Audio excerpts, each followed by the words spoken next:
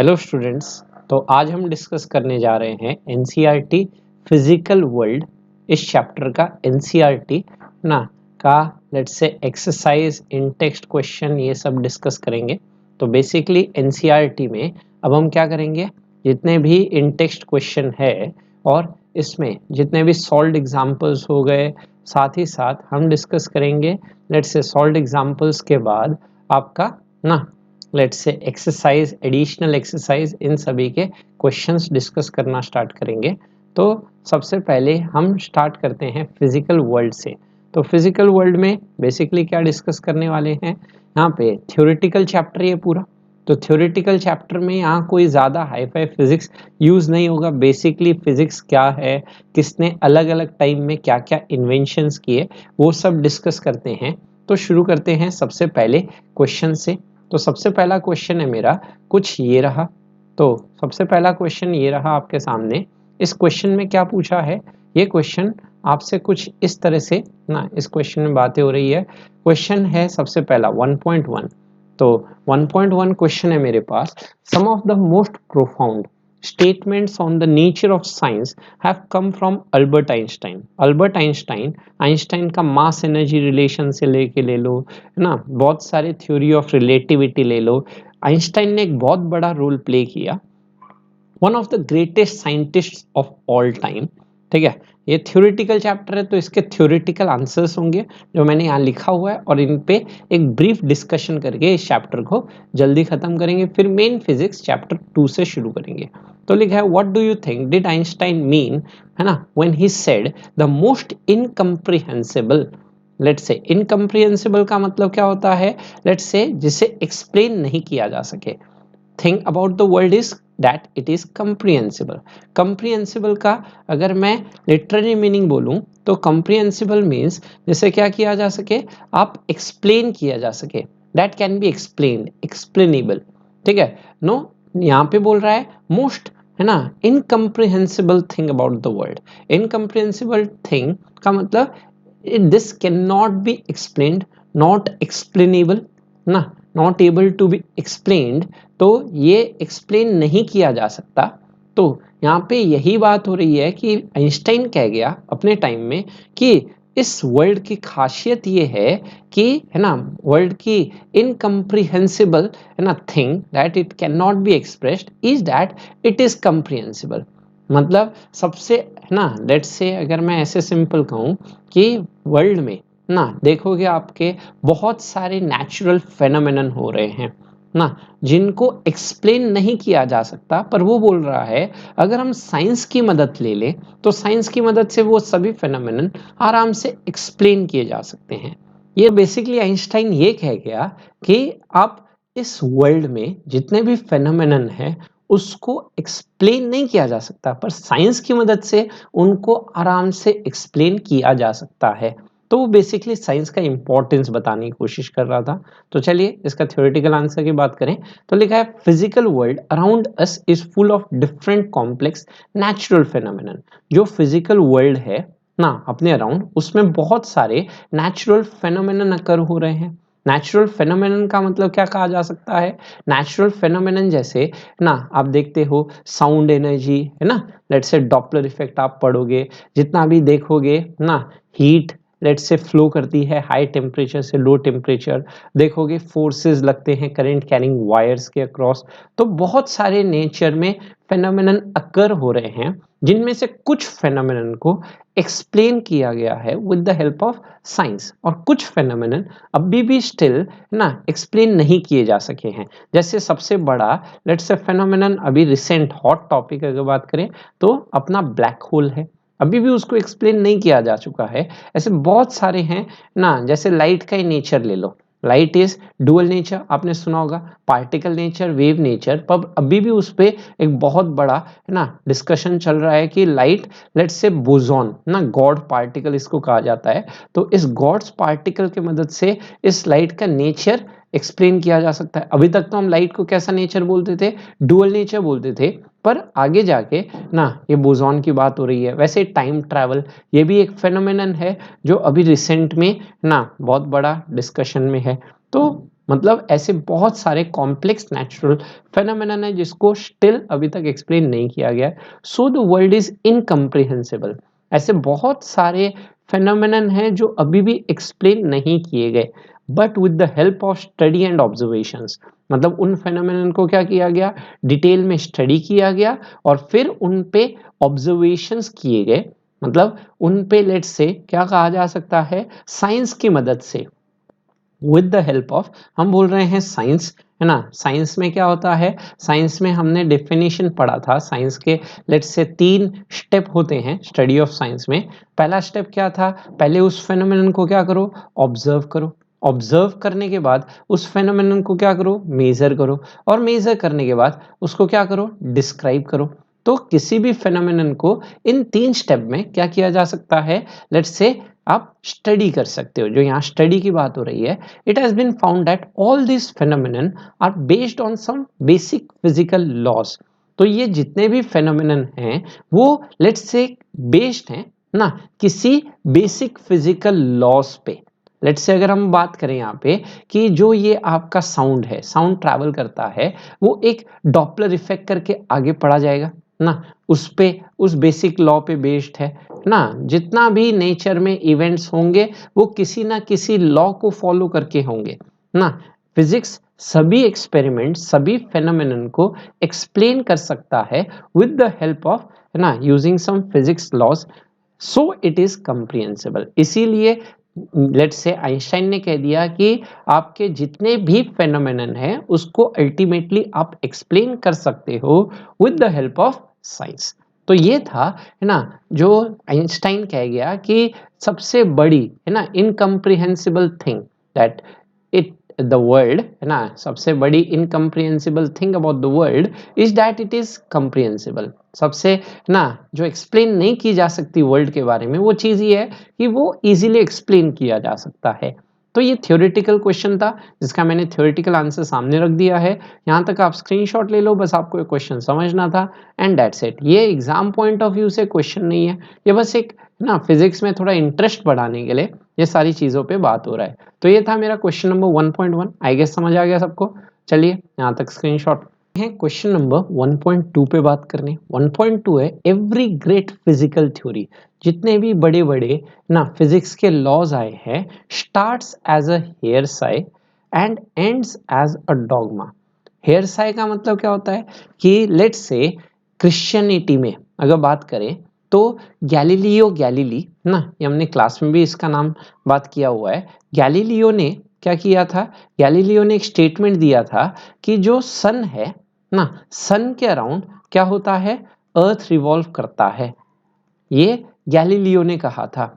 पर क्रिश्चियनिटी में क्या था, क्रिश्चियनिटी में ना अर्थ को क्या माना जाता था, अर्थ को मानते थे लेट्स से गॉड ना, सभी प्लैनेट्स को एक, है ना, लेट्स से गॉड का नाम दिया गया था जिसमें अर्थ को हम गॉड मानते थे, और ये बोला जाता था कि गॉड के अराउंड कोई घूमेगा ना। तो ये था डॉगमा, ठीक है, ये था रिलीजियस बिलीफ जो माना गया है विदाउट एनी प्रूफ, ठीक है। और इसका इंटेलिजेंट, ठीक है, आंसर किसने दिया ना, गैलीलियो ने आके इसको एक्सप्लेन किया फिजिक्स के लॉ की मदद से कि नहीं भाई, सन अर्थ के अराउंड नहीं, अर्थ सन के अराउंड घूमता है ना। तो उसका फिजिक्स के थ्रू उसने एक्सप्लेन करने की कोशिश की ना। जो भी रिलीजियस बिलीफ लोग मानते थे विदाउट एनी लेट्स से क्या कहा जाए ना प्रूफ, उसको फिजिक्स की थ्योरी की मदद से, कोई भी बढ़िया सा फिजिक्स का जो थ्योरी होगा वो स्टार्ट होगा हेयरसे की मदद से ना। हेयरसे का मतलब क्या कहा जा सकता है कि आपका कोई let's say logical explanation to any ना, अगर हम बात करें जो भी पॉपुलर बिलीफ है उसका अगेंस्ट अगर जाते हुए कोई अगर एक्सप्लेन फिजिक्स की मदद से करें, वो है hearsay. And ends as a dogma. Dogma मतलब जो भी आपका बिलीफ है उस डॉगमा के अगेंस्ट जा रहा है। Give some examples from the history of science, जैसे हमने एक एग्जांपल दिया गैलीलियो का ना, of the validity of this incisive remark. Incisive मतलब है ना एक इंटेलिजेंट रिमार्क, ये जो दिया गया है साइंस में, वो उसको एक्सप्लेन करते हुए लेट्स से, है ना, हिस्ट्री ऑफ साइंस में ऐसा कोई एग्जांपल जो हमने देखा अभी, है ना, ऐसे बहुत सारे एग्जांपल है। तो जैसे यहाँ बोला गया स्टेटमेंट अबव इज ट्रू, ना, अभी मैंने दिखाया ये रियलिटी में हो चुका है। उस बंदे को इसके लिए इवन, है ना, क्रिश्चियंस लोगों ने क्या किया, मौत के, है ना, घाट उतार दिया, और उस बेचारे को अभी भी नहीं पता कि वो सही बोल गया गलत बोल गया। उसके 100 साल, है ना, के बाद न्यूटन आया, है ना, ग्रेविटेशन एक्सप्लेन करते हुए उसने ये सारी चीजें प्रूव भी कर दी, हाँ, कि ये जो बोला था गैलीलियो ने वो सही बोला था। चलिए, तो validity of this incisive remark can be validated from the example of moment of inertia. एक और एग्जांपल मोमेंट ऑफ इनर्शिया से इस रिमार्क को, इस इंटेलिजेंट रिमार्क को क्या कह सकते हैं, लेट्स से वैलिडेट किया जा सकता है। It states that moment of inertia of a body depends on it's energy. ठीक है, तो ये क्या कहता है, ये कहता है मोमेंट ऑफ इनर्शिया, जो आगे जाके पढ़ा जाएगा, मोमेंट ऑफ इनर्शिया क्या होता है एक बॉडी का, is simply product of mass into square of the distance. और ये एक फिजिकल क्वांटिटी है जो रोटेशन में यूज की जाती है ना, इसी को नाम देते हैं मोमेंट ऑफ इनर्शिया। ये एक फिजिकल क्वांटिटी है जो यूज की जाती है रोटेशन में, जो एक एनालॉगस रोल प्ले करती है, जो ट्रांसलेशन में मास प्ले करता है, वही रोटेशन में ये मोमेंट ऑफ इनर्शिया प्ले करता है। तो डिपेंड्स ऑन इट्स एनर्जी, वो कह गया कि आपका let's say moment of inertia की, है ना, वो एनर्जी पे डिपेंड करता है। But according to Einstein's mass energy relation, energy depends on speed of body. पर आइंस्टाइन का मास एनर्जी रिलेशन से हम जानते हैं E is equal to M C square. उसने कहा नहीं, है ना, जो एनर्जी है बॉडी की, वो बॉडी की एनर्जी मोमेंट ऑफ इनर्शिया पे नहीं डिपेंड करती है ना। अभी तक लोग पहले मान के आ रहे थे कि एनर्जी बॉडी की मोमेंट ऑफ इनर्शिया पे डिपेंड करती है, पर आइंस्टाइन आया और आइंस्टाइन ने बोला कि नहीं ना, जो एनर्जी है बॉडी की वो डिपेंड करती है बॉडी के स्पीड पे ना। जैसे एम सी स्क्वायर अगर हम बात करें तो उसके स्पीड पे डिपेंड करती है, ना कि उसके ओनली मास पे या मोमेंट ऑफ इनर्शिया पे। यहाँ पे मास जो है ना, वो आपका मोमेंट ऑफ इनर्शिया का लेट्स से क्या कह सकते हैं, एनालॉगस क्वांटिटी बना हुआ है। तो बस मास पे नहीं कर रहा है, स्पीड पे कर रहा है, स्पीड चेंज करेगा। तो ये था आपका एक लेट्स से पहले का बिलीफ हम कह सकते हैं ना। डॉगमा मीन्स पॉपुलर बिलीफ, है ना, रिलीजियस बिलीफ एक्चुअली ना। तो लोग पहले बोलते थे मोमेंट ऑफ इनर्शिया बॉडी का चेंज होगा तो बॉडी की एनर्जी चेंज होगी, जबकि आइंस्टाइन आया, आइंस्टाइन ने कहा नहीं, जो आप अभी बोल रहे हो मोमेंट ऑफ इनर्शिया चेंज होने से बॉडी की एनर्जी चेंज नहीं होगी। बॉडी की एनर्जी चेंज कैसे होगी, जब बॉडी का स्पीड चेंज होगा, क्योंकि मास चेंज तो कर नहीं रहे। एक बॉडी जब मूव कर रहा है, अगर आप वो डिस्टेंस चेंज करोगे, इस मोमेंट ऑफ इनर्शिया को आगे रोटेशन में और अच्छे से समझ के ये चीज आपको वहां पे क्लियर हो जाएगी कि मोमेंट ऑफ इनर्शिया बस मास पे नहीं डिपेंड करता है। क्योंकि हम क्या बोलते हैं, जब बॉडी मूव करता है तो बॉडी का मास तो सेम रहता है, अब डिस्टेंस चेंज होने की वजह से मोमेंट ऑफ इनर्शिया चेंज होगा। तो डिस्टेंस अगर आप चेंज करते हो तो एनर्जी चेंज नहीं होती है। एनर्जी हम मास तो कांस्टेंट मान के चल रहे हैं, यहाँ पे मास हम मान रहे हैं कि मास चेंज नहीं हो रहा, तो मास अगर चेंज नहीं हुआ तो इसके अकॉर्डिंग आपका अगर स्पीड सेम रखते हैं तो एनर्जी चेंज नहीं होनी चाहिए। प्रैक्टिकली देखा गया। पर लोग पहले बोलते थे नहीं, अगर मास सेम रखे और डिस्टेंस चेंज कर दोगे, एक्सिस ऑफ रोटेशन से एनर्जी चेंज होगी। पर जाके बाद में देखा गया वो एनर्जी चेंज हो ही नहीं रही थी ना। लेट्स से फिजिक्स के लॉ से समझाया गया, तो लास्ट में वो एक पॉपुलर बिलीफ, रिलीजियस बिलीफ को ना, लेट्स से एक फिजिक्स के लेट्स से थ्योरी से एक्सप्लेन किया गया कि ये उसके अगेंस्ट है। तो ये था 1.2। इस चैप्टर में बेसिकली क्या है, आपको इसको थ्योरेटिकली समझना है, दैट्स इट। पूरा फिजिक्स स्टार्ट होता है अपना 1 पॉइंट, है ना, चैप्टर 1 के बाद। तो यहाँ तक स्क्रीनशॉट ले लीजिए। चलिए, तो आते हैं क्वेश्चन नंबर 1.3 पे। 1.3 है politics is the art of the possible. तो पॉलिटिक्स में क्या है, पॉलिटिक्स में लोग वोट पाने के लिए ऊंचे ऊंचे वादे कर जाते हैं, हम आपके लिए ये कर देंगे, हम आपके लिए ये ला देंगे, वो ला देंगे ना, बुलेट ट्रेन आ जाएगी, ये हो जाएगा, वो हो जाएगा। पर जब करने की बात आती है तो बहुत सारे एक्सक्यूज दिखाए जाते हैं कि ये दिक्कत है, वो दिक्कत है, फिर दूसरा इलेक्शन, फिर वही सारी, है ना, वादे, पर होता नहीं है।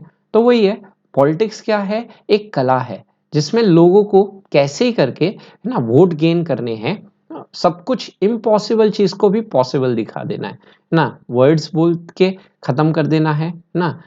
अगर जो चीज नहीं भी पॉसिबल है उसको भी वो पॉसिबल हो सकता है बोल के आपको समझा के, लेट्स से एक्सप्लेन करके, वो लोग आपका लेट्स से ट्रस्ट जीत लेते हैं। उसी तरह से साइंस भी क्या कहा गया है, एक कला ही है ना, जिसमें सॉल्यूबल, लेट्स से साइंस में सब कुछ हम क्या कह सकते हैं, आपका नेचर के फेनोमेनन के साथ लेट्स से रिलेट करके एक्सप्लेन किया जा सकता है।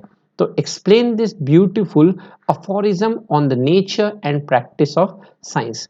तो अफोरिज्म ये जो वर्ड है, ये अफोरिज्म और कुछ नहीं, अफोरिज्म का मतलब क्या होता है, अफोरिज्म का मतलब जितना भी नेचर में ना इवेंट्स हो रहे हैं, उन इवेंट्स को वन स्टेटमेंट है ना एक्सप्लेन करके एक सिंपल सा लाइन कह दो, और उसी लाइन पे वो पूरी जो लेट्स से डिटेल में चीज थी वो सिंपल से स्टेटमेंट में पूरी समा गई ना। तो ये बेसिकली साइंटिस्ट यूज करते हैं इतनी बड़ी चीज को एक सिंपल से स्टेटमेंट के थ्रू एक्सप्लेन करने के लिए। जैसे अगर मैं बात करूं, engineers don't do different things, they do things differently. तो इंजीनियर्स जो हैं लेट्स से कोई नई चीज नहीं करते हैं, वो उसी चीज को एक नए तरीके से करते हैं। तो यही है अफोरिज्म, एक सिंपल सा स्टेटमेंट, पर ये सिंपल सा स्टेटमेंट ने एक बहुत बड़ा लेट्स से एक्सप्लेनेशन दिया कि इंजीनियर्स इतने है ना सक्सेसफुल क्यों होते हैं, जुगाड़ू क्यों होते हैं, वो सब एक बेसिक सा ये स्टेटमेंट समझाने की कोशिश किया। अब आते हैं इसको एक्सप्लेन करते हुए। तो यहां बोला गया it is well known that to win over votes, ठीक है, कि हम जानते हैं जितने भी वोट्स गेन करने के लिए politicians would make anything and everything possible.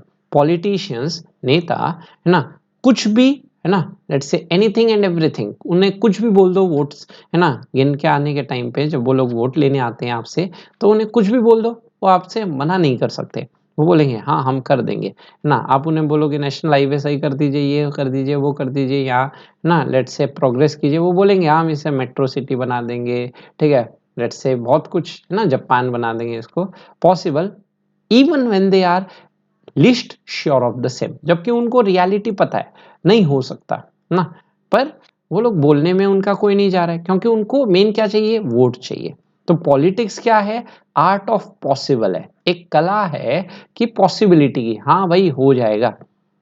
And in science various natural phenomenon can be explained in term of some basic laws. और साइंस में भी क्या है, जितने भी नेचुरल फेनोमेनन हैं आपके, उनको कुछ बेसिक लॉ की मदद से क्या किया जा सकता है, एक्सप्लेन किया जा सकता है।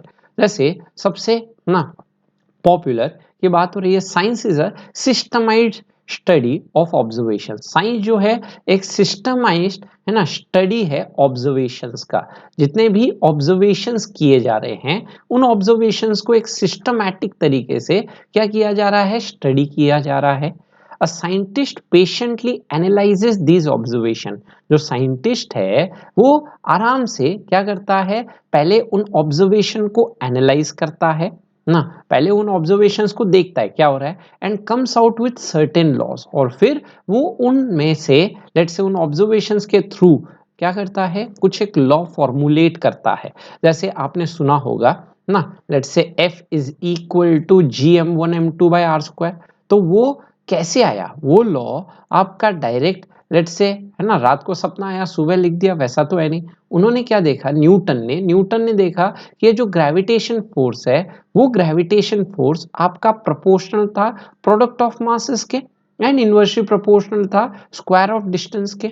तो ये ऑब्जर्वेशन थी है ना, उसने प्रैक्टिकली देखा, उन्होंने क्या किया, उन्होंने प्रोडक्ट ऑफ मास को वेरी किया और देखा फोर्स चेंज हो रहा था, डिस्टेंस को वेरी किया, फोर्स चेंज हो रहा था। तो उन्होंने ना लेट्स से एक एग्जाम्पल के तौर पे अगर बोले तो साइंटिस्ट लोग होते हैं, वो अपनी एक पूरी लाइफ लगा देते हैं कोई भी एक्सपेरिमेंट करने में, है ना। लेट्स जैसे एक example as an illustration, Tycho Brahe, ठीक है, ये टाइको ब्राहे ने क्या किया, worked for 20 long years to make observations on planetary motions. आपने क्लास 10th में प्लैनेटरी मोशन के बारे में आपने सुना होगा, Kepler's law of planetary motion, ये नाम सुना होगा, जो हम ग्रेविटेशन में पूरा डिटेल में डिस्कस करेंगे। केप्लर के 3 लॉ थे ना, कि प्लैनेट कैसे रिवॉल्व करते हैं सन के अराउंड, है ना, वो पूरा लेट्स से सोलर सिस्टम को एक्सप्लेन करने के लिए, उस है ना 3 लॉ को एक्सप्लेन करने के लिए, है ना, उसने एक रात में पूरे लॉज नहीं बनाए, 20 साल उसको लग गए ना, ये नहीं कि उसने देखा और हो गया। 20 साल मतलब मान के चलो आपका let's say 25% of his life time उसने लगा दिया ना इसको एक्सप्लेन करने में। It is from this huge reservoir of observation, मतलब 20 साल सोचो उसने वो 3 लॉ पे कितने ऑब्जर्वेशन किए होंगे ना। That Kepler formulated his 3 famous laws of planetary motion. ये जो 3 जो लॉ हैं प्लानिटरी मोशन के वो वेल नोन है ना, बहुत सारे जगह यूज होते हैं डायरेक्टली। तो the science is the art of the soluble. जो साइंस है वो क्या है, आर्ट है, एक कला है सॉल्यूबल की, मतलब जो भी फेनोमेनन हो रहे हैं उनको किसी लॉ के थ्रू क्या किया जा रहा है, एक्सप्लेन किया जा रहा है। Just as politics is the art of the possible. तो जैसे पॉलिटिक्स आर्ट ऑफ पॉसिबल है, उसी तरह से जो साइंस है मेरा आर्ट ऑफ द सॉल्यूबल है। बस इतना सा चीज है, एक है ना, बस आपको सुनना था, एक लेक्चर टाइप का है और समझना था, दैट्स इट। तो ये 1.3 का सॉल्यूशन, यहाँ तक स्क्रीनशॉट ले लीजिए। चलिए आते हैं क्वेश्चन नंबर 1.4 पे बात करने। 1.4 है, दो India now has a large base in science and technology. अभी इंडिया साइंस एंड टेक्नोलॉजी में बहुत बड़ा है ना, लेट्स से एक कैरियर हब बना हुआ है ना। यहाँ पे बहुत सारे रिसर्च वर्क्स हो रहे हैं, बहुत सारे ना साइंटिफिक लेट्स से ऑर्गेनाइजेशन है, CSIR हो गई, ICAR लैब्स हो गई, ये सब क्या कर रही है, साइंस एंड टेक्नोलॉजी को बढ़ावा दे रही है। DRDO है ना, आप देख सकते हो, बाबा रिसर्च, ये सारी जो हैं वो साइंस एंड टेक्नोलॉजी को आगे बढ़ा रहे हैं, विच इज़ फास्ट एक्सपांडिंग। अभी भी लेट्स से इसका बूम बना हुआ है, बूम मतलब एक ग्रोथ हो रहा है साइंस एंड टेक्नोलॉजी का। It is still a long way from realising its potential of becoming a world leader in science. पर अभी भी जो ट्रू पोटेंशियल है ना, लेट्स से इसका ट्रू पोटेंशियल इंडिया में है ना जो है, अभी भी इतना नहीं है कि इस साइंस के लेट्स से हम रेस्पेक्ट में ये वर्ल्ड में नंबर 1 है ना, क्योंकि यहाँ पे रिसोर्सेज नहीं है, बहुत सारी दिक्कतें हैं, लोग उस कैरियर को सीरियसली नहीं लेते है ना। इसीलिए लोग क्या करते हैं, जितने भी बेस्ट साइंटिस्ट हैं वो रिसर्च वर्क्स के लिए है ना आपके लेट से अमेरिका जाते हैं, रशिया जाते हैं है ना, यूरोप जाते हैं। ये सब पॉपुलर कंट्रीज हो गई जहाँ पे रिसर्च वर्क को बढ़ावा दिया जाता है, जबकि यहाँ पे उतना बढ़ावा नहीं मिल पा रहा है। Name some important factors which in your view have hindered the advancement of science in India. तो अभी जैसे मैंने बोला है ना कि बहुत सारे फैक्टर्स हो सकते हैं जो लेट्स से साइंस को एडवांस होने में यहाँ इंडिया में रुकावट के तौर पे देखे जा रहे हैं। तो फैक्टर्स क्या है उनको आज डिस्कस करते हैं। तो लिखा है some important factors in our view which have hindered the advancement of science in India. तो वो इम्पॉर्टेंट फैक्टर्स क्या हैं जो साइंस को बढ़ने से रोक रहे हैं, वो हैं proper funds are not arranged for the development of research work and laboratories। Proper funds नहीं प्रोवाइड हो रहे हैं। सबसे पहली चीज, कुछ भी आप एक्सपेरिमेंट करने जाओगे, कुछ भी रिसर्च वर्क करोगे है ना, इन्वेस्टमेंट चाहिए। इन्वेस्टमेंट एज इन करोड़ों की, कोई 100-200 नहीं है कि खुद के पॉकेट से लगा लिए। आपको मशीनरीज लेनी होगी और ना आपको साथ ही साथ बहुत सारे टेक्नीशियंस रखने होंगे, बहुत सारे ऑब्जर्वेशंस है ना, जो करोड़ों का फंड होता है और वो सबको अलॉट नहीं होता है, उसका भी एक तरीका होता है। जब आप कॉलेजेस में जाओगे तो वो है ना तरीके को समझोगे। आप छोटे से कोई एक्सपेरिमेंट को करना चाहो तो उसके लिए भी आपको करोड़ों का फंड चाहिए ना। जैसे एक सिंपल सा अगर बात करूं, जैसे अपने टाइम में हमने एक है ना लेट्स से स्पाइडर वेब के थ्रू ना, ये मेरा प्रोजेक्ट था, स्पाइडर वेब के थ्रू लेट्स से मैं क्या बोल रहा था, मैं रिसर्च करना चाहता था बुलेट प्रूफ जैकेट कैसे बनती है, इसके बारे में ना मैंने लेट्स से कंप्यूटर बेस्ड ना बुलेट प्रूफ जैकेट्स, ठीक है, जो इतनी स्ट्रांग होती है कि अभी जो जैकेट्स हैं ना बुलेट प्रूफ जैकेट उससे बहुत है ना लेट्स से स्ट्रांग होती है। पर दिक्कत क्या है, एक बुलेट प्रूफ जैकेट बनाने के लिए ना स्पाइडर वेब टेक्निक से ना लेट्स से आपका जो फंड है एक जैकेट का वो आ रहा था 10 करोड़ रुपीस, 10 करोड़ का खर्चा ना। तो मेरा जो भी प्रोजेक्ट बना वो सब बना कंप्यूटर पे, ना कंप्यूटर में मैंने समझाया कि आप है ना लेट्स से मटेरियल को इस तरह से है ना लेंगे, एक्सप्लेन पूरा कंप्यूटर बेस्ड हुआ। तो कंप्यूटर बेस्ड हुआ, उसमें सॉफ्टवेयर रन कराया, प्रैक्टिकलिटी दिखाई जो हो चुका है। आप खुद अगर है ना कंप्यूटर में डालेंगे ना, लेट्स से गूगल में सर्च करेंगे spider web bullet proof jacket, तो आपको वो दिखेगा ना, हो चुका है काम। बस उसको मैं थोड़ा सा मॉडिफाई करके ना लेट्स से कंप्यूटर के थ्रू वो कैसी चीज़ें हो सकती थी, ये मेरा फाइनल ईयर प्रोजेक्ट था जिसमें मैंने ना 6 मंथ्स इस पे काम किया ना, समझा। पर इंटरेस्टिंग था, पर वही दिक्कत है फंड का ना। 10 करोड़ कोई फंड लेट्स से इन्वेस्ट तो करेगा नहीं जब तक कोई प्रैक्टिकलिटी ना दिखे। तो मैंने एक थ्योरेटिकल प्रोजेक्ट पर उसे कंप्यूटर रन करा के मैंने उन सारी चीज़ों पे पूरा लेट्स से एक्सप्लेन किया। ठीक है, तो सबसे बड़ा इशू क्या आया, फंड का ना। और इसमें मुझे दिखा कि भाई लेट्स से अगर मैं आगे जाके रिसर्च में फील्ड में जाता, तो ये प्रोजेक्ट मैंने ऐसा लिया था कि लेट्स से इस प्रोजेक्ट के थ्रू मैं अपना आगे रिसर्च वर्क में ये यूज़ कर सकता था। तो प्रोजेक्ट ऐसा लिया जाता है जो आगे भी आप अगर लेट्स से रिसर्च करना चाहो, बीटेक के बाद एमटेक पीएचडी करना चाहो, तो पहले प्रोजेक्ट को समझ के लेना होता है। जिसमें मैंने मुझे दिखा कि इसमें कंप्यूटर का भी काम अच्छा खासा होगा, एज वेल एज प्रैक्टिकलिटी भी ये बहुत बड़ा है ना। और अगर इसको सक्सेस हो गया तो आर्मी में ये सब जगह पे बहुत बड़ा इसका योगदान होगा। तो labs and scientific instruments are very old and outdated. सबसे बड़ा इंडिया में दिक्कत क्या है, जितने भी लैब्स हैं ना और साइंटिफिक इंस्ट्रूमेंट्स हैं अवेलेबल, वो सब आउटडेटेड हैं। उनको अगर फॉरेन में जाओगे वो सब यूज होना बंद हो गए हैं ना। तो इसी वजह से सबसे बड़ा इशू आता है आपका लेट्स से जो अपडेट करना, साइंस एंड टेक्नोलॉजी को दुनिया के साथ अपडेट करने के लिए फंड चाहिए, वो फंड्स अवेलेबल नहीं है। तो साइंटिस्ट लोग है ना लेट्स से कोई इंटरेस्ट रखते नहीं यहाँ पे, वो लोग बस चल रहा है चलने दो ना। इसीलिए आपने कोई बड़ा है ना लेट्स से लेवल पे साइंटिफिक लेट्स से ना रिसर्च इंडिया में नहीं सुना होगा। जब तक फॉरेन में आप सुनोगे ना, वहाँ पे साइंटिस्ट लोगों को ना बहुत एक वैल्यू से देखा जाता है, उनको आपको लेट्स से ना करोड़ों रुपए में इन्वेस्टमेंट होता है। जैसे आपने ब्लैक होल की नाम सुना होगा, पिछले साल बहुत पॉपुलर हुआ था। तो उसी तरह से वहाँ पे एक बहुत बड़ा ना रिसर्च वर्क के लिए एक लेट्स से इन्हांसमेंट मिलता है लोगों को, जिसकी वजह से वो कर सकते हैं। बेस्ट एग्जांपल कोरोना वैक्सीन ही ले लो ना, ऑक्सफोर्ड में क्यों बनी ना, इंडिया में क्या साइंटिस्टों की कमी थी, इतने बड़े साइंटिस्ट है ना, इंडिया में कोरोना वैक्सीन नहीं बन पाई। रीजन क्या है, टेक्नोलॉजी का। इंडिया मैन्युफैक्चर भले कर रहा है पर बनी ऑक्सफोर्ड में, फिर वो यहाँ के कोवैक्सीन ना का लेट्स से प्रोडक्शन हो रहा है, पर जो बनी वो ऑक्सफोर्ड में बनी, रशिया में बन रही है, इंडिया में नहीं बन रही है ना। सिंपल सा है, लोग इन्वेस्ट नहीं करना चाहते हैं। इन्वेस्टमेंट नहीं करोगे तो आउटपुट नहीं आएगा। नेक्स्ट है, most of the people in India are uneducated and highly traditional.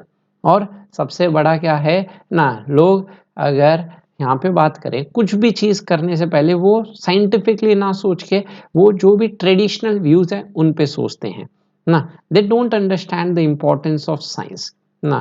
जैसे आप अगर लेट्स से आप अपने लेट्स से फादर मदर है ना, उनसे अगर बात करोगे साइंटिफिक वे में, तो ना लेट्स से वो उतने हाईली एजुकेटेड नहीं होंगे।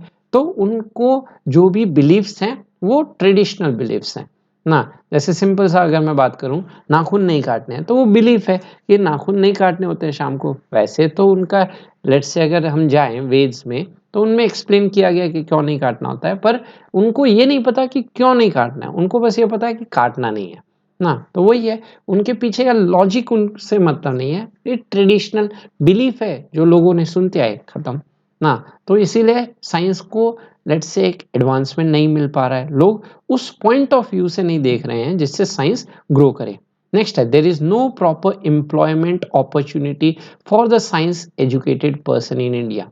जैसे अगर आप लेट से इतना 12th के बाद इंजीनियरिंग कर लो, इंजीनियरिंग के बाद आपको सिंपल सा एक जॉब के लिए आप क्या करोगे है ना, वहाँ पे आप देखते हो करोड़ों की जनसंख्या अपनी ना, 120 करोड़, 120 करोड़ के लिए इतनी एम्प्लॉयमेंट अपॉर्चुनिटी नहीं है। लोग इतने एजुकेशन है ना गेन करने के बाद भी उनको वो एजुकेशन सफिशिएंट नहीं है, लेट्स से, जिससे वो क्या कर सकें ना, कोई एक अच्छा सा जॉब हायर कर सके। सब कुछ काम है पैसे का, लोग पैसा ही नहीं लगा रहे तो है ना, वो साइंटिस्ट करेगा क्या? तो सिंपल सा चीज़ है, लोग फिर इस फील्ड में जाना नहीं पसंद करेंगे, इसमें आउटपुट ना दिखे उन्हें, है ना, लेट्स से आपका कैरियर सिक्योर ना दिखे। तो इसी वजह से लोग साइंस पढ़ तो लेते हैं, पर आगे जाके फिर वो साइंस की जगह बैंकिंग जॉब्स में जाना पसंद करते हैं, एमबीए रिसर्च है ना की जगह एमबीए करना पसंद करते हैं, मैनेजमेंट करना पसंद करते हैं। तो एम्प्लॉयमेंट की कमी है। And next, there are no proper facilities for the science education in schools and colleges in India. अभी भी जितने भी है ना, लेट्स से कॉलेजेस हैं, स्कूल्स हैं, उनमें अभी भी कैसा एजुकेशन प्रोवाइड होता है? थ्योरेटिकल, थ्योरी, साइंस की थ्योरी पढ़ाई जाती है। आपको F equal to G M one M two by R square पढ़ाया जाएगा, उसका प्रैक्टिकलिटी नहीं दिखाई जाती है। जबकि फॉरेन में जाओगे तो वहाँ पे थ्योरी पे कम फोकस किया जाता है और रिसर्च वर्क पे ज़्यादा किया जाता है। वहाँ पे क्लास 9-10 से लोग फिजिक्स पढ़ना शुरू कर देते हैं। वहाँ फिजिक्स केमिस्ट्री बायो नहीं चलता है तीनों। वहाँ पे बस आप 9th में डिसाइड कर लेते हो आपको फिजिक्स पे फोकस करना है, केमिस्ट्री पे करना है, बायो पे करना है। तो ये बहुत बड़ा सा चीज़ है। तो ये मेरे कुछ लेट्स से रीजंस थे। अब आपके रीजन बहुत अलग भी हो सकते हैं, तो ये कुछ मेरे हिसाब से रीजंस थे जो मैंने स्टेट किए।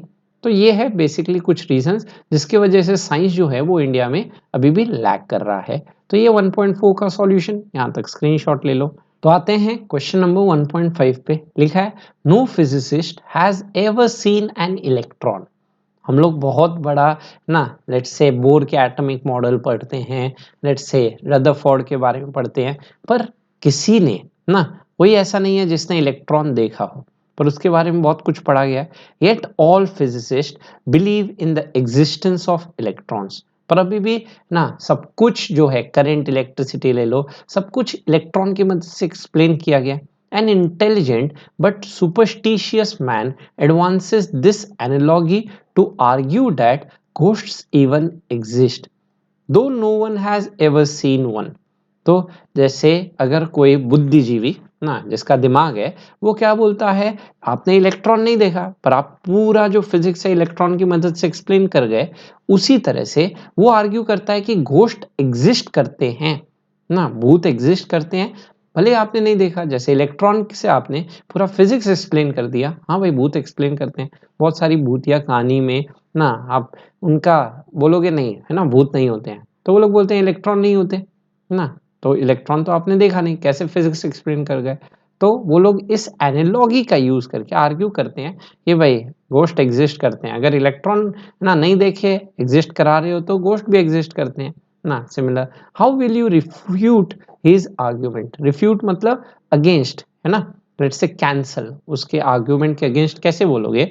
तो बोल रहे हैं, no physicist has ever seen an atom but there are practical evidence which prove the presence of electron। पर ऐसे बहुत सारे प्रैक्टिकल है ना, लेट्स से एक्सपेरिमेंट्स हैं जिसकी मदद से ये प्रूव हुआ है कि इलेक्ट्रॉन है। पर घोस्ट का कोई प्रैक्टिकल अभी तक आप नहीं सुने होंगे कि घोस्ट का प्रैक्टिकल, वो सारे जो डिवाइसेस हैं ना जिससे दिखाया जाता है कि ये हिल रहा है, वो सब बकवास है ना। वो सब लेट्स से पॉपुलैरिटी गेन करने के लिए है। आपने इतने लाइफ में लेट्स से आप 20 ईयर्स ना तक या फिर 80 ईयर्स तक चल जाओ, किसी ने नहीं देखेगा ना उनके पास कोई प्रैक्टिकल प्रूफ है जो दिखा पाए। जो बोलता है तो उन्हें बोलो सामने दिखाए ना। तो पर इलेक्ट्रॉन के प्रैक्टिकल प्रूफ है, एक्सपेरिमेंट है, इंस्ट्रूमेंट की मदद से दिखाया जा सकता है। Their size is so small even powerful microscope find it difficult to measure their sizes.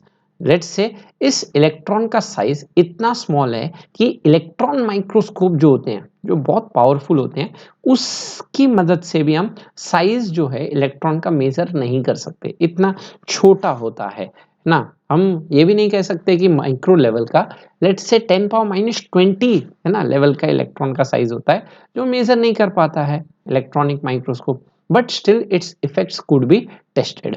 पर इस इलेक्ट्रॉन के इफेक्ट्स जो हैं वो टेस्ट किए जा सकते हैं। गैल्वानोमीटर रख दो है ना, जैसे ही करंट फ्लो होगा तो गैल्वानोमीटर में डिफ्लेक्शन होगा, तो डिटेक्ट कर सकते हो, टेस्ट कर सकते हो, पर लेट्स से दिखा नहीं सकते कि ये इलेक्ट्रॉन है। उसको एक्सप्लेन करके इंस्ट्रूमेंट की मदद से दिखाया जा सकता है। On the other hand there is no phenomenon which can be explained on the basis of existence of ghosts. ऐसा नेचर में कोई भी फेनोमेनन नहीं है जो है ना घोस्ट के लेट्स से एग्जिस्टेंस को एक्सप्लेन कर पाए। इलेक्ट्रॉन के एग्जिस्टेंस को एक्सप्लेन करने के लिए करंट के फ्लो से आपका गैल्वानोमीटर जो डिफ्लेक्शन हो रहा था वो एक्सप्लेन कर दिए, पर घोस्ट के एग्जिस्टेंस से कोई ऐसा नेचुरल फेनोमेनन एक्सप्लेन नहीं किया जा रहा है। Our senses of sight and hearing are very limited to observe the existence of both. हमारी जो साइट है, जो देख रहे हैं और जो सुन रहे हैं, वो आपका लेट्स से लिमिटेड है, जिससे हम वो देख नहीं पा रहे हैं और सुन भी नहीं पा रहे हैं ना कि घोस्ट का एग्जिस्टेंस या फिर इलेक्ट्रॉन के एग्जिस्टेंस से। So there is no comparison between the two given cases. तो यहाँ से कोई लेट्स से कंपेयर नहीं किया जा सकता है कि इन दो केसेस के थ्रू कि ये है ना एग्जिस्ट कर रहे हैं, क्योंकि हमारी आंखें और हमारे कान से हम ये सब चीज़ों को एक्सप्लेन नहीं कर सकते आराम से। उसको एक्सप्लेन करने के लिए आपको इंस्ट्रूमेंट्स की ज़रूरत होगी। इंस्ट्रूमेंट की मदद से आप इलेक्ट्रॉन का एग्जिस्टेंस दिखा सकते हो, पर इंस्ट्रूमेंट की मदद से घोस्ट का एग्जिस्टेंस नहीं दिखाया जा सकता है ना। तो इनका कोई कंपैरिजन नहीं है।